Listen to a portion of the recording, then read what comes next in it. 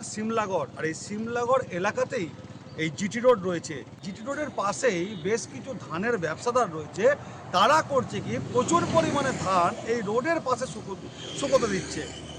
দেখা যাচ্ছে যে সমস্ত রোডের পাশে যে লরি পার্কিংয়ের জায়গা রয়েছে, সেই লরি পার্কিংয়ের জায়গাতেই এই ধানগুলো মূলত শুকোতে দেওয়া হচ্ছে। তাছাড়াও দেখা যাচ্ছে রোডের জিটি রোড যে যাচ্ছে, সেই জিটি রোডের পাশেই যেখানে সেখানে ট্র্যাক্টরের ট্রলি রেখে দেওয়া হচ্ছে এবং তার মধ্যে ধান রেখে দেওয়া হচ্ছে, যার জন্য যে কোনো মুহূর্তে ঘটে যেতে পারে কোনো দুর্ঘটনা।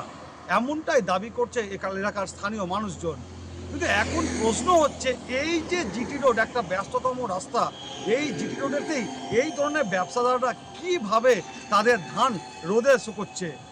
কারণ এই রাস্তা দিয়ে বিভিন্ন পঞ্চায়েতের লোক থেকে আরম্ভ করে বিভিন্ন পঞ্চায়েতের আধিকারিক, জেলা পরিষদ বলুন, এদিকে পান্ডুয়া পঞ্চায়েত সমিতির বিভিন্ন আধিকারিকরা যাতায়াত করে, কিন্তু তাদের চোখের সামনে এইভাবে কিছু ব্যবসায়ী তারা এইভাবে রোডের ওপরে ধান শুকোতে দিচ্ছে, যা নিয়ে সিমলাগড় সহ পান্ডুয়ার বেশ কিছু মানুষ প্রশ্ন তুলছে।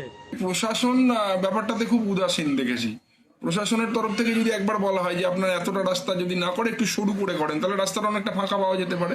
তো প্রশাসনের লোকেদেরকে সেরকম কোনোদিন কিছু বলতে আমি শুনি না। তো যাই হোক, আমাদের চোখে পড়েছে, ব্যক্তিগতভাবে অনেক চাষিকে বলেছি যে এতটা জায়গা না করে যতটা সরু করে করা যায় সেটা করুন, যাতে দুর্ঘটনা না ঘটে। রোডের ওপর ধান দিচ্ছেন, কি ব্যাপার?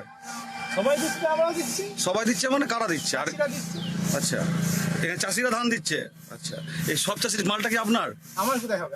আমি তো আপনি তো বলছেন আমার ধান। চাষিদের ধান, চাষিদের ধান, আমার ধান না। আচ্ছা, আপনি কি কাজে এসেছেন?